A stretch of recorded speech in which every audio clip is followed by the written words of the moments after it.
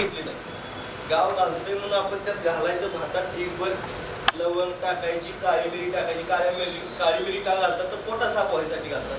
पोटा साफ व्हायला पाहिजे. बघा की काळ्या मिरीचं जरासं जास्त घ्यायचं नाही, त्याच्यात फार धग होते. जरासं घ्यायचं, काळी मिरीचा जरासा काढा प्यायचा. बघा मोबाईल सुरू करायच्या अगोदर कार्यक्रम चालू होतो, कटाक्ष सगळं होऊन जातं. हे आपल्याला कळायला पाहिजे काय कशासाठी घ्यायचं. तर ते आहे का क्युरियोसिटी कशाची तुम्हाला? मला त्याची क्युरियोसिटी आहे म्हणून मी एवढा अभ्यास केला, म्हणून मी एवढं वाचन केलं, कंटेनर भरून पुस्तक वाचली. आणि मग नंतर माझ्या लक्षात आलं की अरे हे एवढं सगळं आपल्याला भारतात आपल्या ऋषीमुनींनी दिलेलं आहे, आपल्या पूर्वजांनी दिलेलं आहे. पारंपरिक पद्धतीनं आपण जे करतो हेच योग्य आहे. पूर्वी बायका कासोटा नेसायच्या होतं का? पोट कुठल्या बाईला जास्त शेतात भांगलाला जायची, कामं करायची, जात्यावरती दळायची.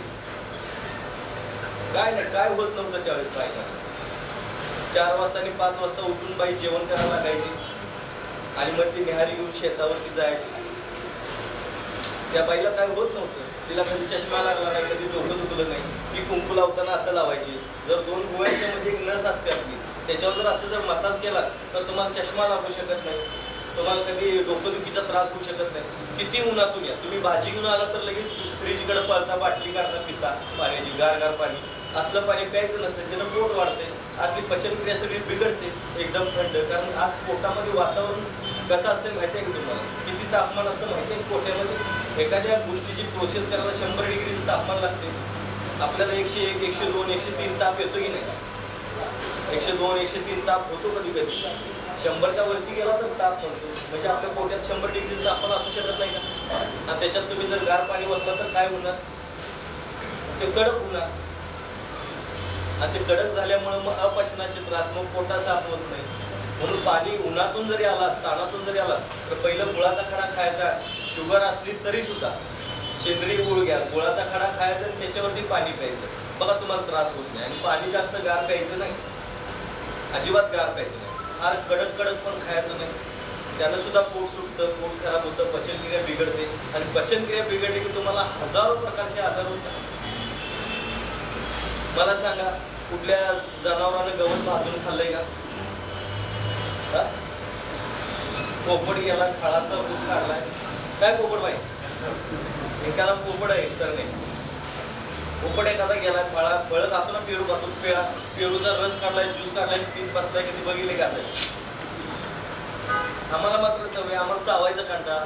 पूर्वीची लोक कडक भाकरी करायची आणि खायची, चावून खायची, लाळ मिक्स व्हायची म्हणून त्यांची हाडं दुखायची नाही. आज आमची लाळ आज जातच नाही. मावा गुटखा खायसारखं मारत बसायचं, लाळ जायची नाही.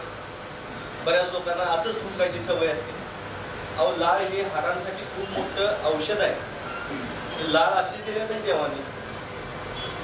चिंच खायची असते कशासाठी? कोलेस्ट्रॉल कमी करायसाठी. हे सगळं आपल्याला माहिती आहे. फळं कशासाठी असतात हेही माहिती आहे. पेरू का खायचा? मेमरी वाढते पेरू खाल्ल्यानंतर. पोपट बघा बोलायला शिकवतो तरी बोलतो की नाही? पेरू खात असतो. लहान मुलांना पेरू घातले पाहिजे खायला, आपणही खाल्ले पाहिजे. आपल्याही ठिकाणावर राहत आहे. नाहीतर हल्ली चिडचिड, आपणच एखादी वस्तू कुठं तरी ठेवतो आणि आपल्याच लक्षात राहत नाही, बायकोवर जा करत बसतात. परवाच आणून दिलं की तुला लक्ष ठेवायला येत नाही, कुठं ठेवलं काय झालं? बायकांनी सांगतो काय करायचं? माफ करा जरा भाषा कोल्हापूरची येते. माता भगिनीने असलेला पेरूच खायला घालायचं. मला चिडचिड बंद आहे. चिडचिड करायला पेरू आणायचं, तोंडात कोंबायचं, बस चावत.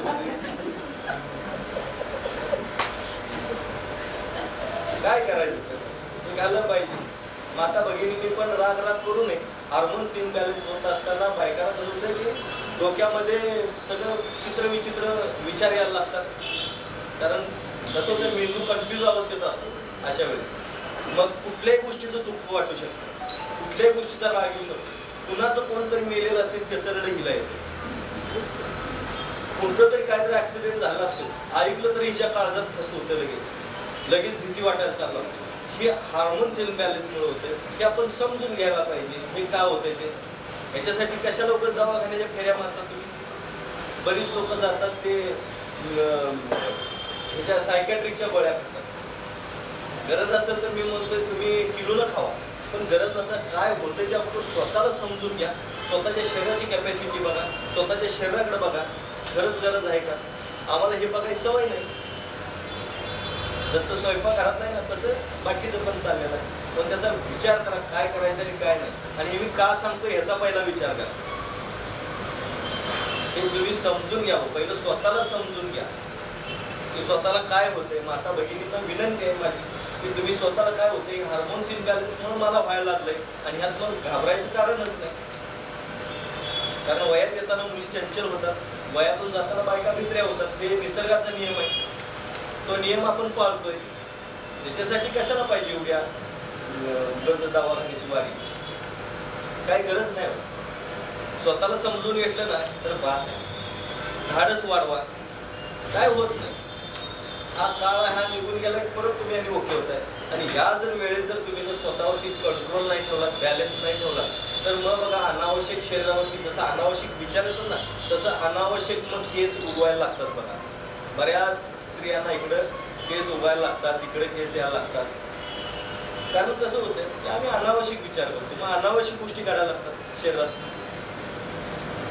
दोन हार्मोन्स असतात. म्हणजे तसं एका पुरुषात स्त्री पण असते आणि पुरुष पण असतो. तसं प्रत्येक स्त्रीमध्ये पुरुष आणि स्त्री हा हे असतातच असतात. आपण बघा हे आपल्याला शंकराचं पोस्टर बघितल्यानंतर फोटो बघितल्यानंतर कळते ना अर्धी पार्वती अर्धा शंकर. म्हणून तर म्हणतात बायकोला अर्धांगिनी म्हणतात की नाही. आहे का मला वाटतं मी एकटाच म्हणतोय की म्हणतात ना अर्धांगिनी म्हणतात ना अर्ध्या अंगात असतील. हे असेच आपल्या पूर्वज समजून सांगण्यासाठी केलेले ह्या कथा आहेत ना त्या समजून घ्यायला पाहिजे. समजून घ्यायला पाहिजे तर सगळ्या गोष्टी होतात. आम्ही स्वतःला समजून घेत नाही. स्वतःच्या शरीरावर भरोसा कधी ठेवायचा नाही, विश्वास ठेवायचा नाही, त्याला कधी काम लावायचं नाही. मनाचं ऐकायचं, आत्म्याचं ऐकायचं नाही. आपण म्हणतो आपल्याला दोन मन असतात. चुकीचं आहे. मन एकच असतंय.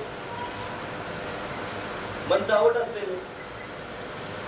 बाईनाबाई चौधरीने सांगितलेलं मन वडाय वडा उभ्या पिकात लेडवर किती हाकली पिकावरून तरी येतं पिकावर. म्हणजे त्याला क्षणिक गोष्टींची जास्त हौस असते. क्षणिक गोष्टी हे मन बघतंय. पण तुम्ही तुमच्या आत्म्याला विचारा की खरंच आपल्याला या गोष्टीची गरज आहे. तुम्हाला एखादा मार्ग सुचत नसेल तर तुम्ही आत्म्याला विचारायचं. देवानं काय केलंय माहितीये का तुम्हाला. आम्ही जातो मंदिरात जातो देवा परमेश्वरा असं कर तसं कर देवा हे कर ते. काय देव करत नाही तुमच्यासाठी. तुझ्याजवळ दिलाय म्हणतोय. तुझा आत्मा तुला दिलाय ना. आता आत्मा परमेश्वर म्हटलं ना. देह देवाचे मंदिर आणि आज आत्मा हा परमेश्वर. आता ह्या परमेश्वराचं आम्ही ऐकत नाही. आम्ही जातोय ते फुलं घ्यायचे, ते नारळ घ्यायचा, मोठी घ्यायची, 3 तास नंबरला उभा राहायचं, तिथं जायचं, ते असं टाकतच असं सारखायचं. पुजारी म्हणते चला चला चला चला असं असं करत ते असं लावायचं.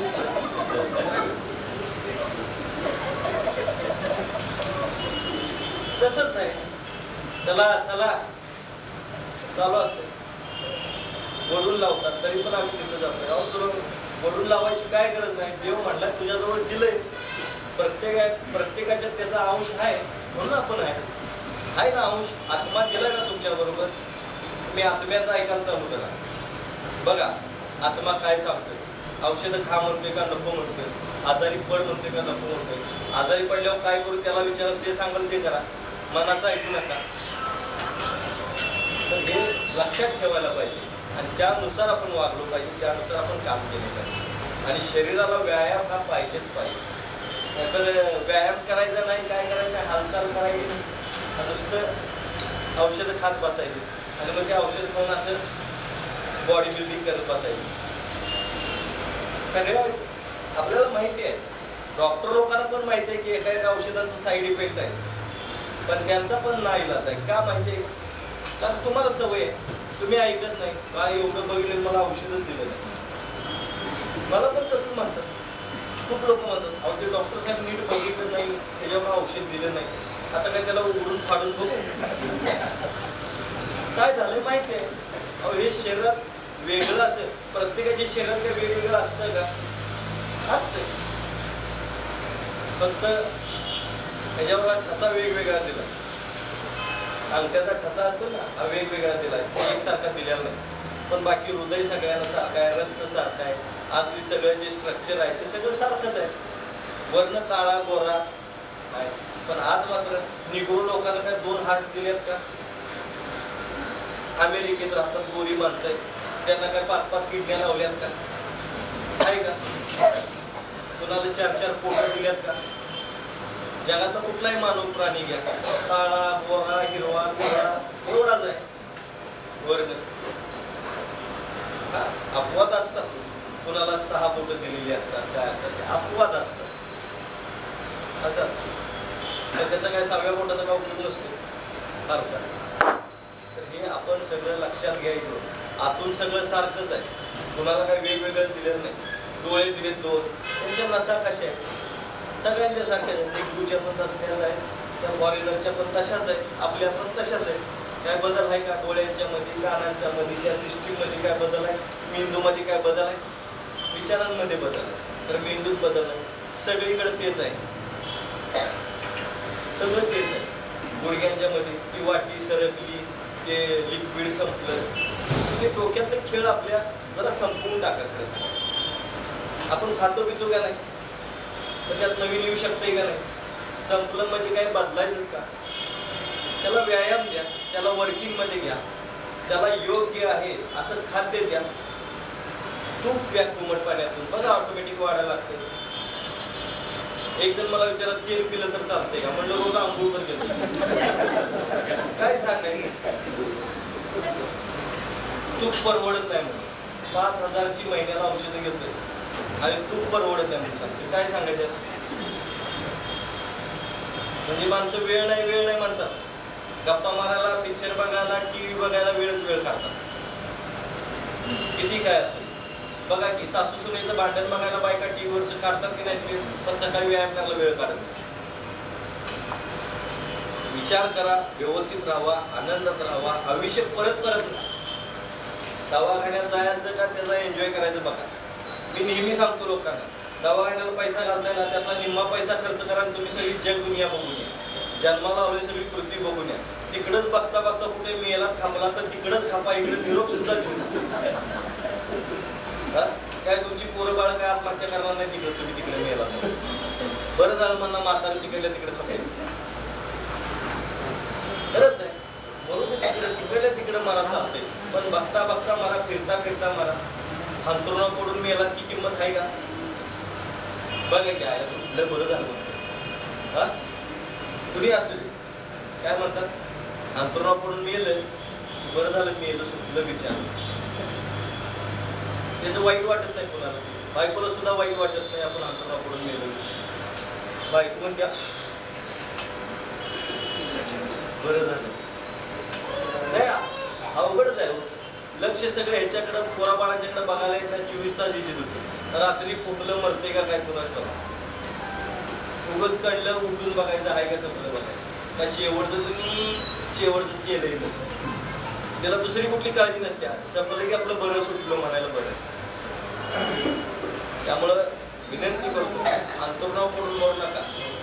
आणि जर जाता मेला माणूस तर त्याला किती किंमत आहे बघा. लगेच आपल्या जीवाला लागते. आत्ताच तर गेला की समोरलं, लगेच आपण त्याच्या घराकडे धाव घेतो. त्याच्या बायकोला पण एवढं वाईट वाटते की आपण मरावं काय त्याच्याबरोबर वाटतं. पण अंतरुणावर पडून मेलं की असं मात्र बिलकुल वाटत नाही. मुलं बाळ सुद्धा त्रस्त असतात, नाईलाज असतो. म्हणून दुश्मनानं सुद्धा अंतरुणावर पडून मरू नये असं मला वाटतं. दुश्मनाला सुद्धा अशी मौत नको. लय बेकार असते, लय हाल वाईट असते. मी बघितलेले आहेत, माझ्याकडे पेशंट असायचे, बघितलेत मी. अंतरुणावर पडून मेलं हे काय असतं. आम्ही जाऊन बघायचं, त्याच्या घरची यायची पण नाहीत कोण, काय झालंय बघायला आणि काय नाही. येऊन गेलं की मग त्यांना कळायचं. काल कधी येऊन गेला कळलंच नाही हो तुम्ही. डॉक्टर साहेब काल कधी आला होता तुम्ही, काय येऊन गेला मला कळलंच नाही, नंतर सांगितले की. अशी परिस्थिती असते. कोण असते आजारी पडला 4-8 दिवस कौतुक, तिथं कौतुक बंद. म्हणून तुम्हाला सांगतो, वजन मेंटेन ठेवायचं असेल तर कुठल्याही प्रकारचा डाएट करायचा नाही, कुठल्याही प्रकारची औषधं घ्यायची नाही. औषधं घेऊन वजन कमी होते, औषध सोडलं की त्याच्यापेक्षा दुप्पट वाढतं. डाएट केला शरीर कमजोर होते. सकाळी जेवायचं त्याच्यावर संध्याकाळी जेवायचं, दिवसभर गॅस सोडत हिटायचं, काय उपयोग आहे त्याचा? त्यापेक्षा खावा की आणि पचेल एवढा व्यायाम करा. साधाच ते पूर्वीच्या लोकांनी सांगितलेलं एक ढेकर यायच्या अगोदर जेवायचं बंद करणे नाही आणि दुसरा ढेकर आला की तिथून पुढे जेवणे नाही. ही साधी गणित आहे. ते साधं साधं सांगणारी आपली साधी माणसं होती पूर्वीची.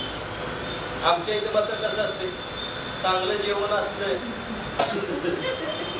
दाबायचं नाही की करायचं. कुठं तरी महाप्रसादाला गेलं खायचं ते खायचं बरं मी डब्यातनं जरासं घेऊन जाय.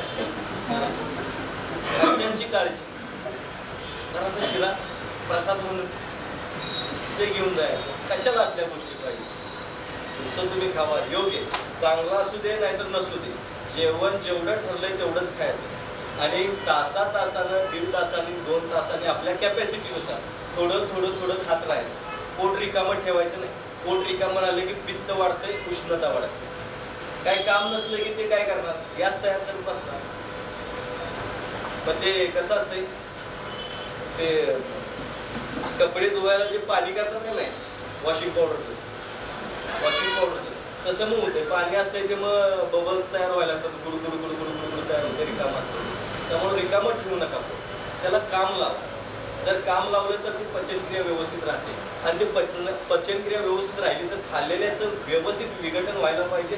बॉडीला सगळं स्प्रेड व्हायला पाहिजे. याच्यासाठी थोडंसं व्यायाम करा.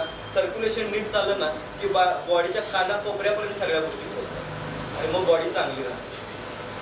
हे आम्हाला जमत नाही. हे आपल्याला वेळ मिळत नाही म्हणतात माणसं.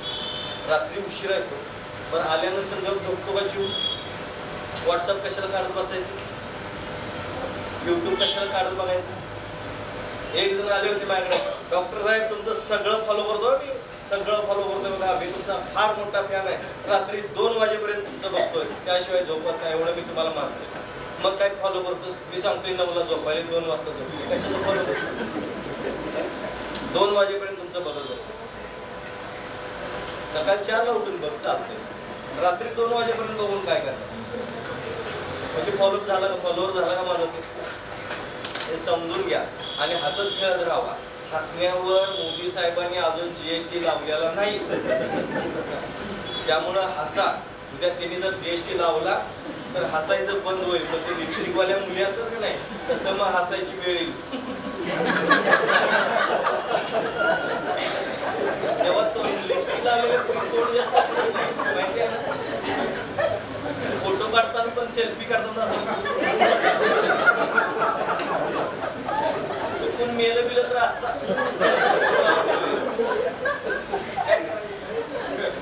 हे अवघड आहे. हल्ली फोटो चांगले मिळायचं अवघड आहे.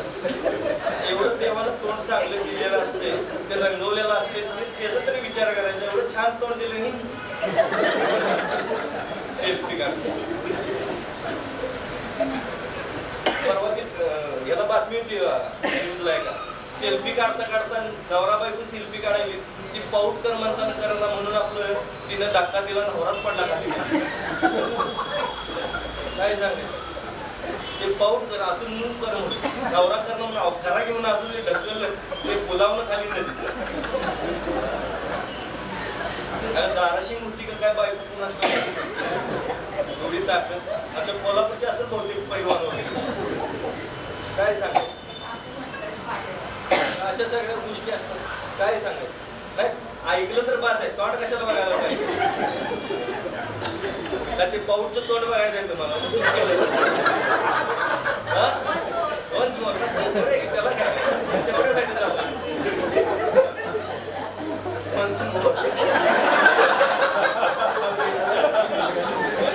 ऐका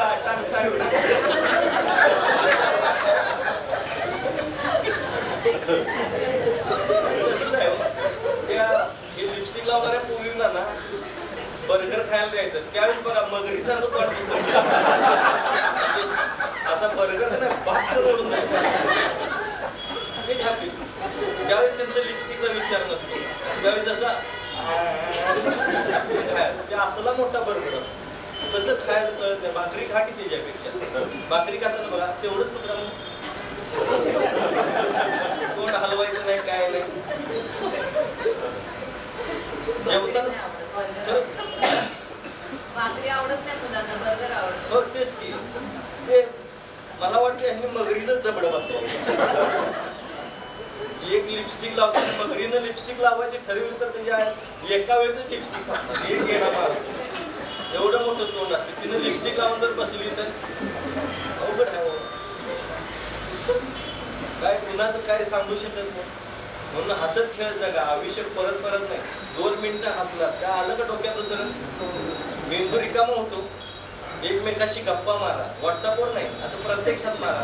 जरा दात काढा त्याच्या, काय सांगा, हसत नाही. हसण्यावर सुद्धा चेंगटपणा. एक पुरुष मंडळीचं पण बरंच असते. हसताना पोलिसांच्या मध्ये असताना कधी बघायचं पोलीस एखादा हसायला लागला तरी सुद्धा बिचार रोमॅन्टिक मूड मध्ये आल्यानंतर गुलाबाचं फुल घेऊन जर बायको जवळ गेला असेल तर कसं गुलाबाचं फुल द्या बरं पोलीस हे घ्या. कारण गुन्हेगारात राहतात, त्यांची चूक नाही हो. सदा आणि कदा गुन्हेगार पोलीस आहेत, तो तुमच्यात खूप हसणार आमच्यात आहेत म्हणून मला माहिती आहे. नाही ते कसं असते, सदा आणि कदा गुन्हेगारांच्या बरोबर बोलायची सवयी, दादागिरीशिवाय बोलणं नसते त्यांचं, त्याशिवाय गुन्हेगार पण ऐकत नाही. मग घरात आल्या बायकोला पण तीच भाषा असते. हा चला चहा ठेवा, चहा ठेवायचं का ह्याला त्यात कडू लिंबाचा पाला घालून द्यायचा, बायको विचारच करत असते. असो चला, हसत खेळत राहावा, आनंदी राहावा.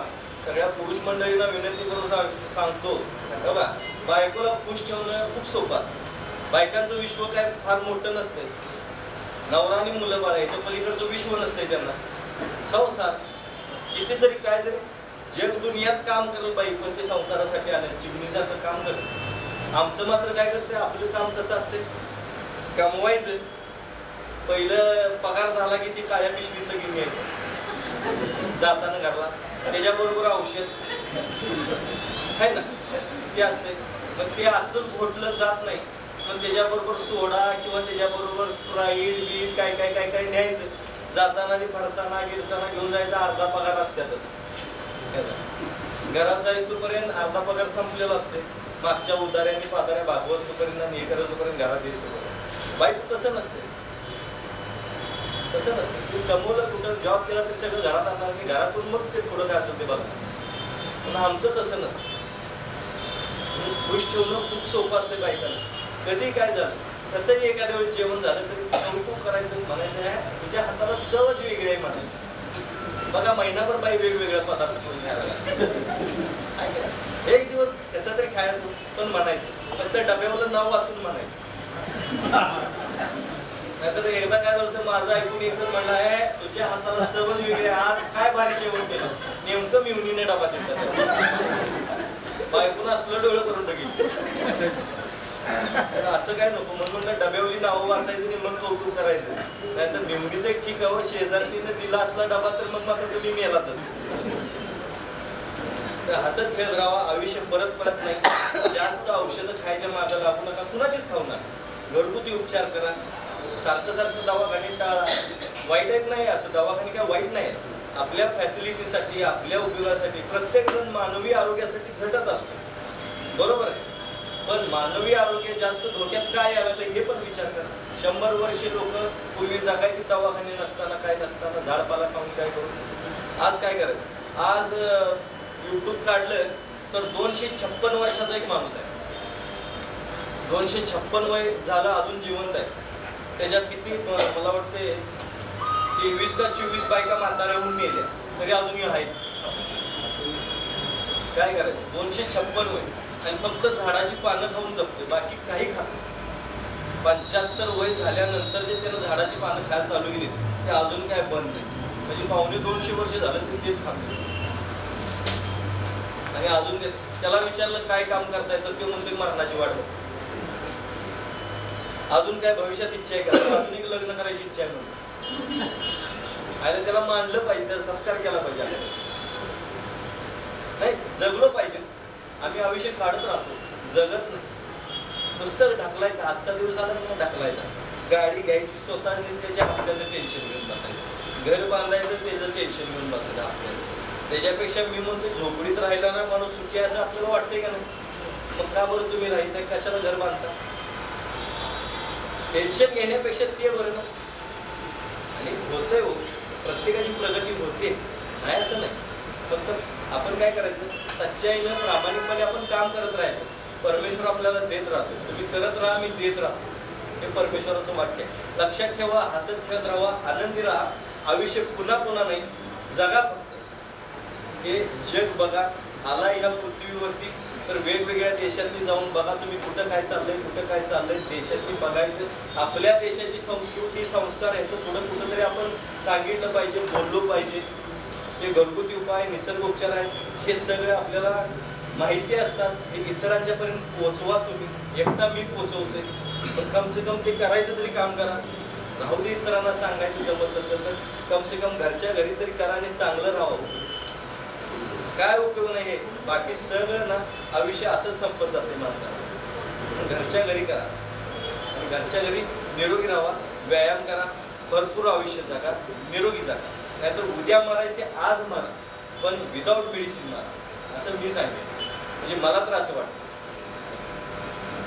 तर चला बघू, गर्दी वाढायला लागलेली आहे, वेळ कमी आहे आणि प्रत्येकाला एक विनंती करतो आज की इथं जे बसवलेले लोक आहेत एकदम एक्सपर्ट आहे.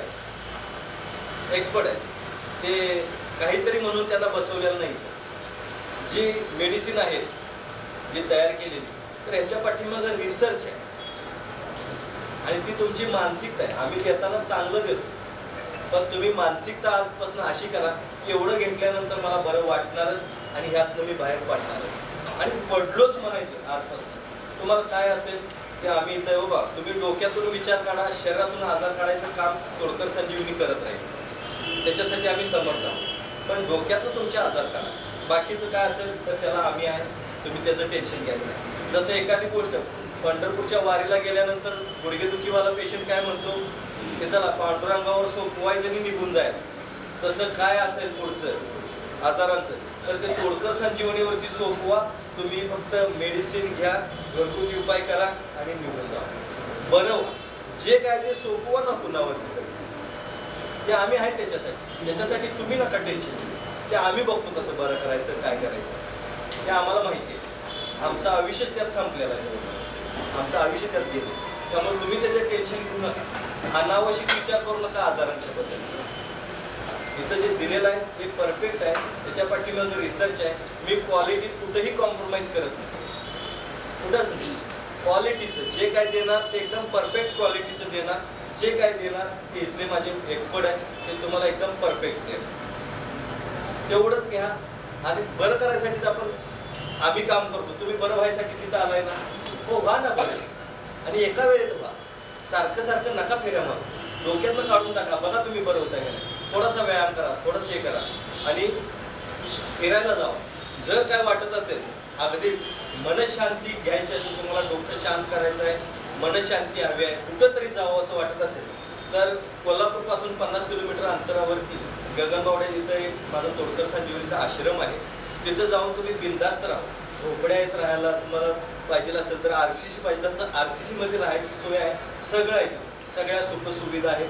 जेवण खाणं तुम्हाला एकदम साधं सिंपल मिळणार तिथं कुठल्याही प्रकारचं म्हणजे तुम्हाला एकदम असं ह्याचं मिळणार नाही, साधं. तिथं जे आम्ही तांदूळ वापरतो तर तो तांदूळ कुकरला शिजला जात नाही. तुम्ही शिजवून टाका. 3 शिट्ट्या केल्यानंतर 2 शिट्ट्या केल्यानंतर भात शिजतो की नाही, तुम्ही चला 10 शिट्ट्या करा, 15 शिट्ट्या करायचे ते शिजवून दाखवायचा तांदूळ. तुमच्या घरी घेऊन येत 1 किलो देतो तुम्हाला, तेवढा घेऊन या, घरात शिजवून दाखवा. पण तो चुलीवर 2 ते 3 मिनिटात 5 मिनिटात कसा शिजतोय तो तिथं तुम्हाला बघायला मिळेल. वेगवेगळ्या वनस्पतींची माहिती तिथं तुम्हाला फ्री ऑफ कॉस्ट आहे, त्याचं चार्जेस नाहीत. पण त्या गोष्टीचं वनस्पतींची माहिती, मुलांना किती द्यायची कुठली वनस्पती, आपण किती घ्यायची किंवा अन्य काय असेल हे असं आहे तिथं सगळं आहे. सगळ्या थांबून जातं. हे बघा, नंतर बघा हे सगळं. तर असं सगळं आहे तिथं या. आणि तिथं जरी यायचं असेल तिथं तुम्हाला बऱ्याच गोष्टींचं शिकवलं पण जाईल. गुडघ्यांच्यासाठी काय लावायचं, कसं लावायचं, तुम्ही इतर लोकांना सांगू शकता, बरं करू शकता, घरच्या घरी बरं होऊ शकता.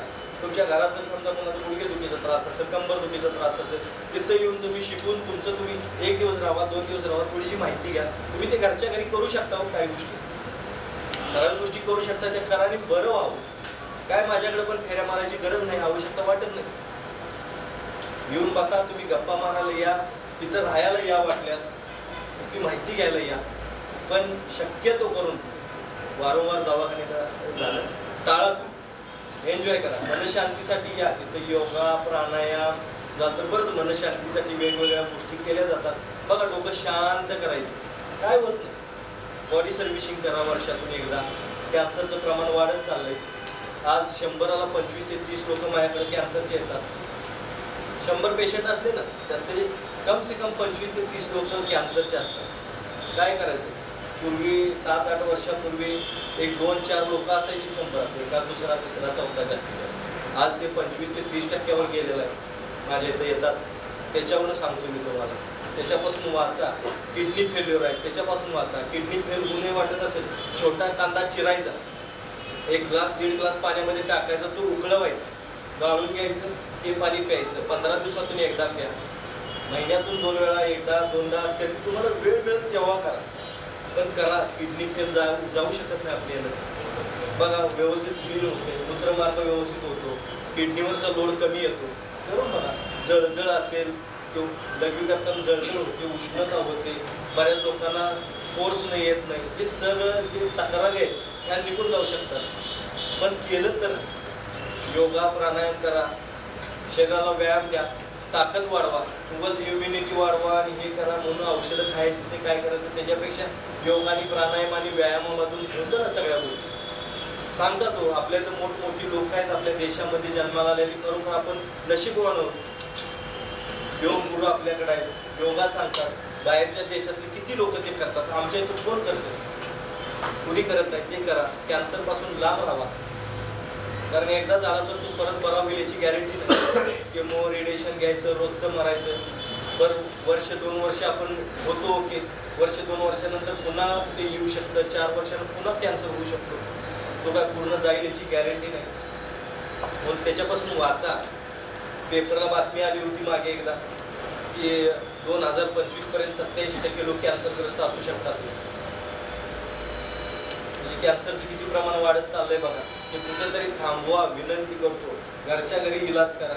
मी बरेच वर्ष झालं सांगतोय, गाजराचा रस प्या. पितात का लोक? सेंद्रिय गाजरं घ्या, त्याचा रस काढा, तो प्या. बघा, त्याच्यातून सुद्धा तुम्हाला ताकद येईल, डोळे चांगले राहतील, ताकद चांगली राहील.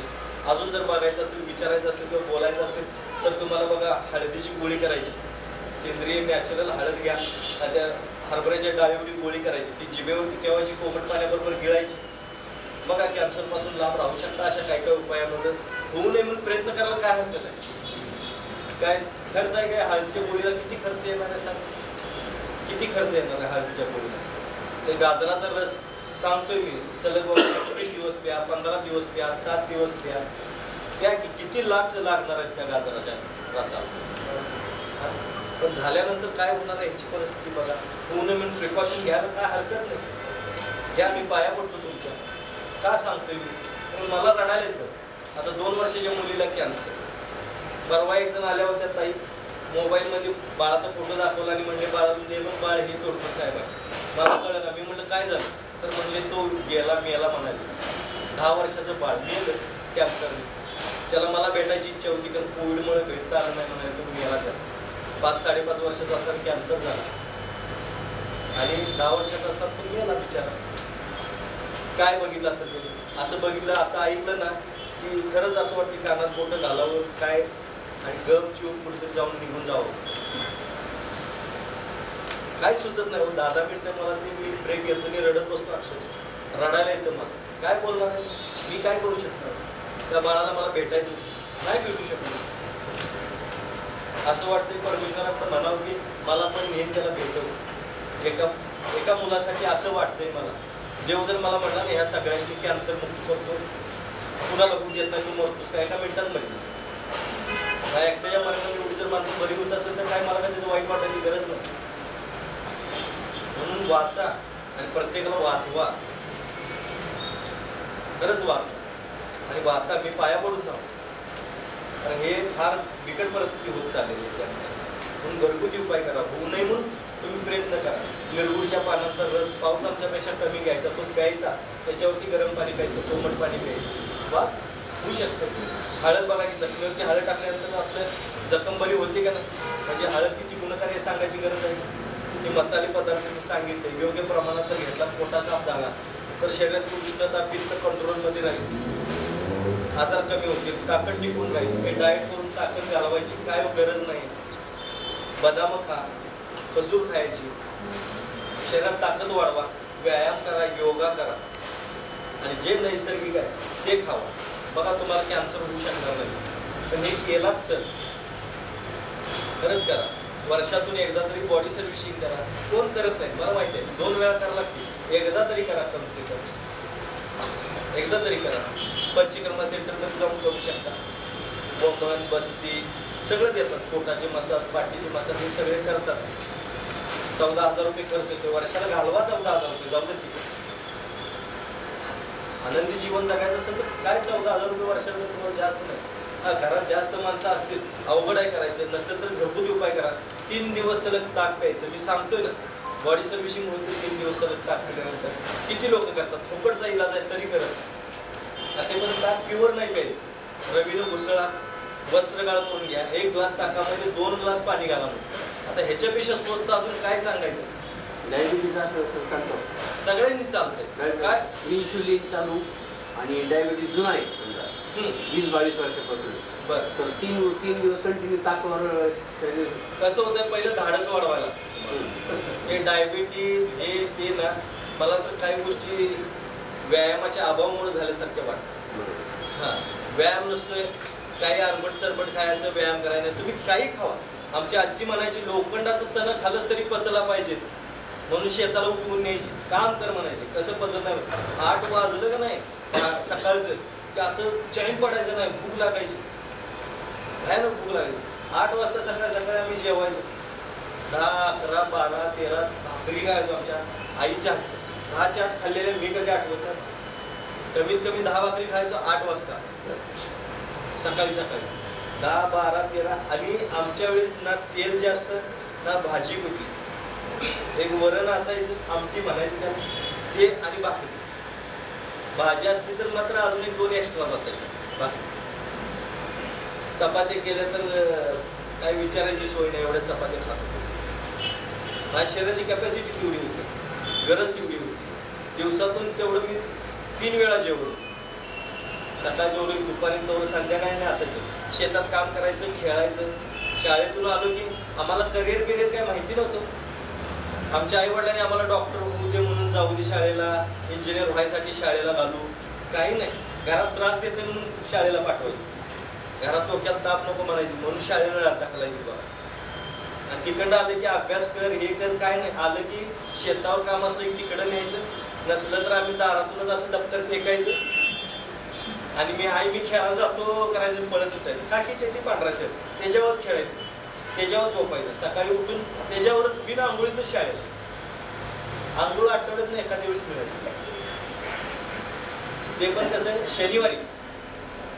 शनिवारी शाळा सुटली की दप्तर टाकायचं घरात, विहिरीवरती एक चड्डी ठेवलेलीच असायची. जायचं ते अडकायची, ते दिवसभर उतड्या मारायच्या. आणि रविवारी शेतात काम करायचं, सोमवारपासून परत दुखी जॉईंट शाळेत. ह्याच्या पलीकडचं आम्हाला काय नव्हतं, खेळणं होतं. आता मुलांना खेळायला सोडत नाही. चष्मा लागला झालं तर डायबिटीज मुलांना आहे ना, टाईप 1 डायबिटीज आहे की आज मुलांना. पूर्वी आम्हाला काय माहीतच नसायचं, काहीच नव्हतं. तर ते खेळायला सोडा मुलांना, बाबा खेळायला भरपूर सोडा. आम्ही काळजी करतोय त्यामुळे सोडत नाही. वाहनं आहेत, हे होईल ते होईल, जे व्हायचं ते होते.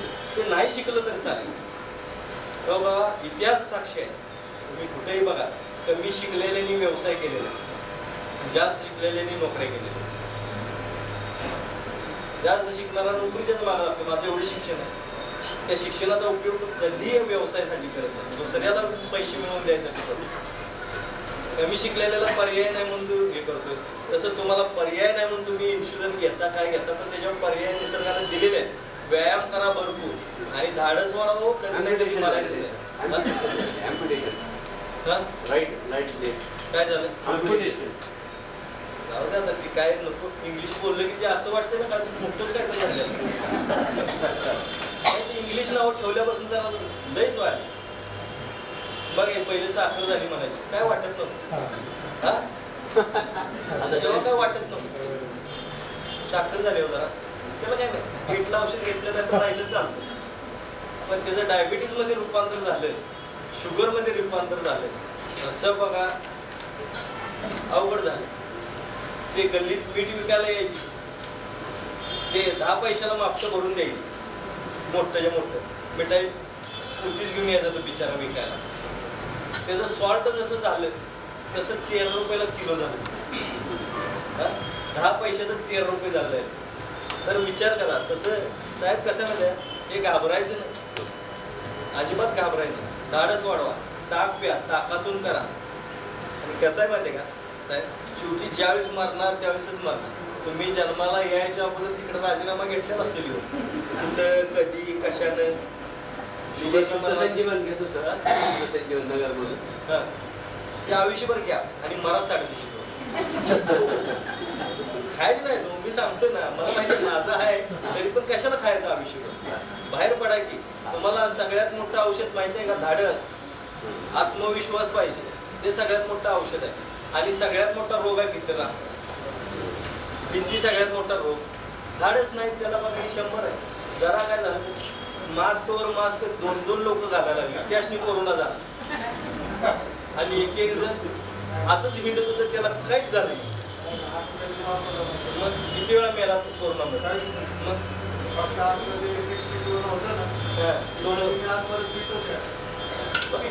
चला तर हसत खेळत राहावा, आनंदी राहावा. जे काय आहे ते एक्सपर्ट आहे, आत पण आणि बाहेर पण दिलंय. हे बरं करायसाठी आम्ही देतोय, तेवढं घ्या, बरे व्हा, बरे व्हा आणि बरे व्हा, एवढंच सांगतो. आम्हाला अशा टाळ्या वाजवायच्या नसतात. टाळ्या वाजवायचं पण कसं तुम्हाला सांगतो. हे बांगडीसारखं असं करायचं कसं असते, टाळ्या वाजवण्यात सुद्धा काहीतरी पॉईंट असतात. टाळ्या असंच वाजवायच्या नसतात. शेजा पाजाऱ्यांची तोंड बघा, काही काही लोक मगापासून असं चालू होतं.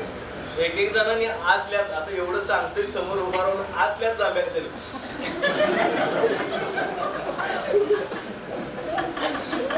असं करू नका. मी बघतोय, मी तुमच्या समोर उभारले, शेजा पाजाऱ्यांची तोंड बघत असलं तर मला सगळ्यांची तोंड दिसतात नाही ना. बरीच लोक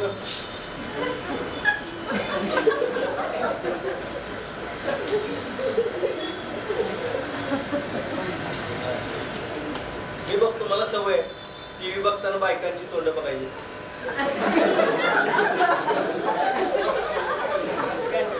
तोंड असं पसरलेलं असते बघणार, अजिबात नजर हटवत नाही टीव्हीवर. काय ते झालं, एखादं कोणा तिचा पॉईंट चुकतो ना पुढचा. 5 मिनिटं टीव्ही बघून घेत नाही, बस करा. नवऱ्याला सुद्धा कसं काय सांगू शकत नाही बायकांकडे का तुमच्यात असं होते. असं म्हटलं बरोबर आहे, तसंच आहे. लसूण सोलता सोलता मीठ पण त्यात सोलून टाकते बिचार. काय बघायचं बऱ्याच लोकांनी, म्हणजे समाजात बघितलं एक जण असते बघा, काय पण असतं उगाचच सवय.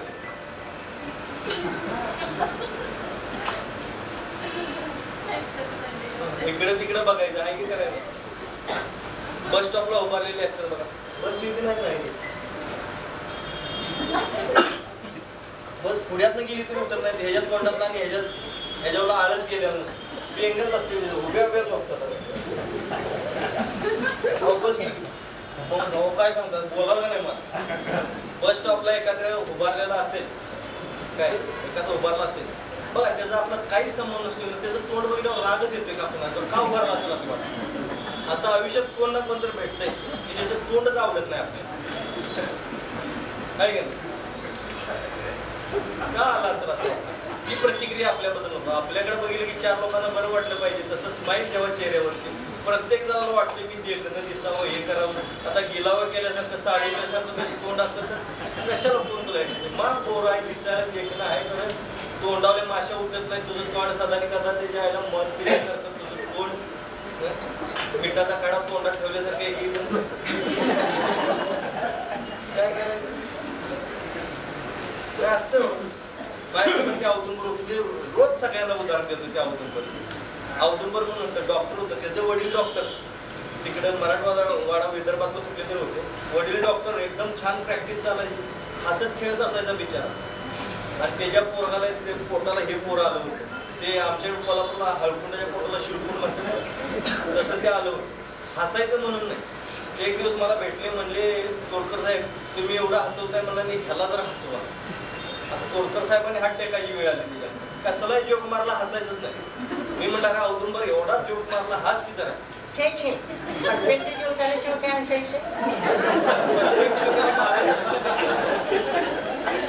काय झालं हसायचं नाही. पेशंट वरती पण ओरडायचं, हे लिहून गेले कळत का तुम्हाला, हे वाचता येते काय.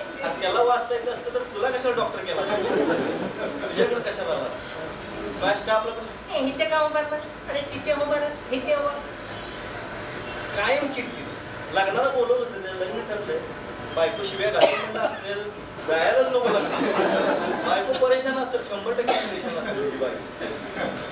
हसत नाही म्हणलं चला हसवायसाठी एकदा त्याला कार्यक्रमाला घेऊन जाऊ. एकदा गेलो कार्यक्रमाला, म्हणलं चला म्हणलं आहे औदुंबर बस, म्हणलं चल जाऊ कार्यक्रमाला. गाडीत बसवला, मग पहिल्या काचा खाली घ्या, काचा खाली घ्या, गाडीच्या काचा खाली घ्या. मी म्हणलं नाही म्हणलं कशाला काचा खाली, अरे एसी गाडी आहे म्हणलं, आपण जायला पाहिजे, धूळ वगैरे येते, चल म्हणलं जाऊ दाबा. नाही पहिल्या खाली घ्या, खाली घ्या पण ओरडायला. मी घेतल्या नाही, जोर जबरदस्तीने गेलो. वास आल्यावर का नाही ऑटोमॅटिक काचा खाली घेतल्या. मला कळलं का खाली घ्या काय सांगाय. परत काही काचावर केलं नाही, असला गाणं वाजत होता. म्हणजे कसं तोंड बंद असल्यावर काय करत असेल काय माहिती. आणि मग बायको शिव्या आल्यानंतर काय होत असेल. घराची दारं उघडी ठेवून झोपत असतील घरातली. असं चला हसत घेत राहा, टाळ्या वाजवायच्यात ना, हात असे करायचे. सांगतो ऐका पहिला, हे हात असे करायचे, फुल स्पीडने टाळ्या वाजवायच्या, फुल स्पीड.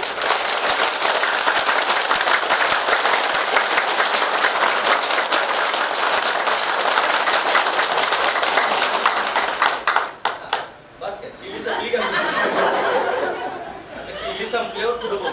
मी सांगितलं आधी ऐकून घ्या. तुम्ही चालूच केलं दमच नाही. मी काय सांगतो त्या अगोदर ऐकून घ्या. मी सांगितलेलं तरी पण किल्ली दिल्या का ते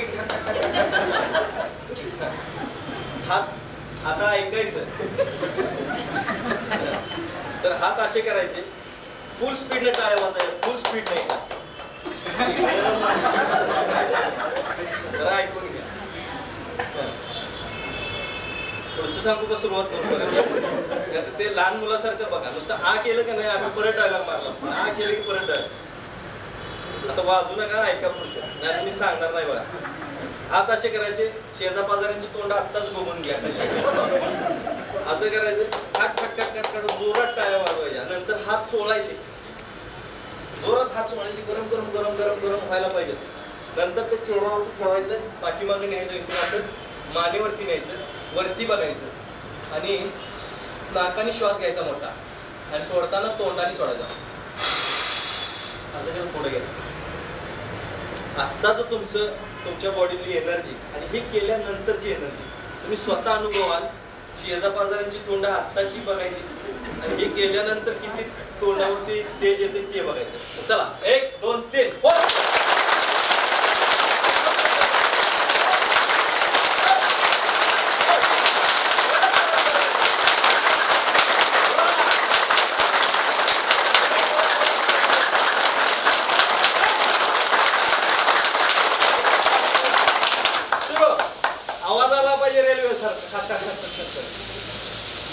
जोरात जोरात जोरात जोरात जोरात जोरात जोरात जोरात जोरात. आता ठेवा, घ्या.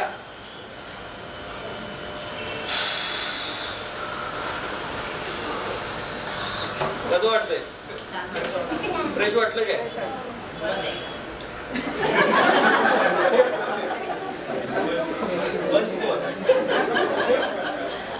तर चला खरंच हसत घेत राहा, आनंदी राहा, दिले ते घ्या आणि सुंदर राहायचं.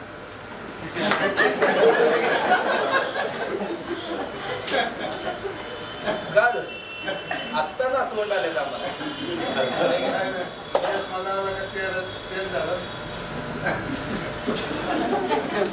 ते करायला पाहिजे ना, व्हायला पाहिजे, चेहरा चेंज व्हायला पाहिजे. नाही नाही, असा चष्मा असा वापर लावून गेलं की कळलं पाहिजे कॉलेजला शिकते वाटतं. पण राहायचं कॉलेज लाईफ जगायची. माणसं कसं माहिती का, सांगतो पेशंट घ्यायला चालू करा हळूहळू जरा हे करायला. चला हळूहळू बोलत बोलत नंबर घ्यायला चालू करूया थोडं थोडं. कसं माहिती का, माणसासारखं दुसरं स्वार्थी कोण नाही. देवानं सुरुवातीला माणसाला 25 वर्षाचं आयुष्य दिलं होतं. 25 वर्षाचं. पण काय झालं, माणूस एवढा स्वार्थी, मला काय देवा 25 वर्ष काय करू, कशाला देतो तुम्हाला, मला पाहिजे आयुष्य पाहिजे 500 वर्ष तरी जगायला पाहिजे. अरे देव म्हणलाय उभे वर्षी कंटाळले नाही म्हणला, मला 500 वर्षाचं आयुष्य पाहिजे. फिरून फिरून 200 वरती आला. जरा तर हळूहळू दंगा करू नका, फक्त न बोलता जावा. चला तर फिरून फिरून 100 वरती कॉम्प्रोमाइज केलं. 100 वर्षाचं आयुष्य. आता 100 वर्षाचं आयुष्य माणसाला द्यायचं म्हटल्यानंतर ते कुणाकडून तरी काढून घ्यायला पाहिजे ना. मग माकडाकडून 25 वर्ष काढून घेतली, गाढवाकडून 25 वर्ष काढून घेतली, कुत्र्याकडून 25 वर्ष काढून घेतली आणि 25 वर्ष माणसाची. असं 100 वर्षाचं आयुष्य घेतलं. देवाने 100 वर्षाचं आयुष्य केलं. बघा, माणसाचं आयुष्य कधी जगायचं हे समजलं पाहिजे. माणसाचं आयुष्य कधी जगायचं हे आपल्याला कळतच नाही. पहिली 25 वर्ष माकडाचं आयुष्य जगतो बघा, उड्या मारत नाही, कुठल्याही गोष्टीचं काय नसते, उड्या मारत जगायचं. उड्या मारायच्या, काहीतरी भांडणं कर, कुठं काय कर, शिक्षण घे, ह्याच्यातच ह्या झाडावर जा त्या झाडावर जा. माकडं कशी करतात नाही, तसं स्थिरपणा नसतोय बघा. माकडाच्या अंगात स्थिरपणा नाही ना, तसं माणसाच्या अंगात 25 वर्षापर्यंत स्थिरपणा म्हणून येत नाही, मॅच्युरिटी येत नाही बघा. काय उड्या मारतो माकडासारखं, तर माकडासारखं 25 वर्ष आयुष्य जगतोय माकडाचं आयुष्य. पण तिथून पुढे तरी माणसाचं आयुष्य जगावं का नाही ना. 25 वर्षानंतर गाढवाचं आयुष्य. गाढवासारखं नुसतं काम करायचं, घरला जायचं, काम करायचं, घरला जायचं. काय काय काय नसते बघा. संसाराचा गाडा नुसता ओढत राहायचा. 25शीत लग्न करायचं आणि संसाराचा गाडा ओढत राहायचं आणि म्हणायचं मला मॅच्युरिटी आहे. कशाची मॅच्युरिटी आली, काय नाही, काही नसते. गाढवाचं आयुष्य जगतो 25 वर्ष. बरं 50शी नंतर तरी आता झालं बाबा, माकडाचं झालं, गाढवा झालं, आता तरी माणसाचं आयुष्य जगावं का नाही. नाही, कारण कसं असतं, रिटायरमेंट आलेलं असतं, 25 वर्षाचा संसार झालेला असतो. बायकोच्या नजरेत सुद्धा जराशी किंमत कमी झाली असती, मुलांच्या नजरेत सुद्धा जरा किंमत कमी झाली असते, कारण मुलं त्यावेळेस वयात आलेली असतात, मोठी झाली असतात. मुलं काय म्हणतात, जरा थांबा, आम्हाला कळतंय की आमचं करिअर बघतो की. काय सांगाय गेलं पोरं ऐकतात का बघा, ऐकतात का, काही किंमत नसते. हळूहळू 50शी नंतर कुत्र्याचं आयुष्य चालू होतं. रिटायरमेंट नंतर तरी विचारणंच बंद होऊन जाते हळूहळू. तेव्हा माणूस कुत्र्याचं आयुष्य जगतो. कुत्र्याचं आयुष्य काय किंमत राहते. 55-60 नंतर कुठं जाऊन बसलाय, काय केलंय, काय खाल्लंय, काय पिलंय, खूप कमी लोकांच्या नशिबात असतं विचार, नाहीतर नसतं. एक ड्युटी म्हणून करायचं. एक कसं सांभाळायला असतंय ना, कुत्रा सांभाळायला की जे ड्युटी म्हणून काम करतात ना, किंवा गल्लीतले असतात त्याला बाबा ड्युटी म्हणून काम करतात, ते ड्युटी म्हणून माणूस 75 वर्षापर्यंत राहतो. आणि मग 75 नंतर जर तोपर्यंत राहिलाच तर मग तो माणसाचं आयुष्य जगायला चालू करतो. त्यावेळेस त्याला कळतंय की आपलं आयुष्यात हे करायचं राहिलं, ते करायचं राहिलं, असं झालं की तसं झालं. आणि मग दुसऱ्यांना अनुभव सांगायला लागतात 75 नंतर की बाबांनो, माझी अशी चूक झाली आहे आणि तुम्ही तसं वागू नका. म्हणून 75 नंतरची वयस्कर माणसं घरात असावीत. त्याला कारण काय की त्यांना अनुभव आलेले असतात, त्यांना कळायला असते की आयुष्यातली 75 वर्ष त्यांनी घालवलेली असतात आणि ती 75 वर्षे फार महत्वाची असतात. या इकडे बाकीचे बसून घ्या इकडे. म्हणून विचार करा कसं राहायचं, कसं जगायचं.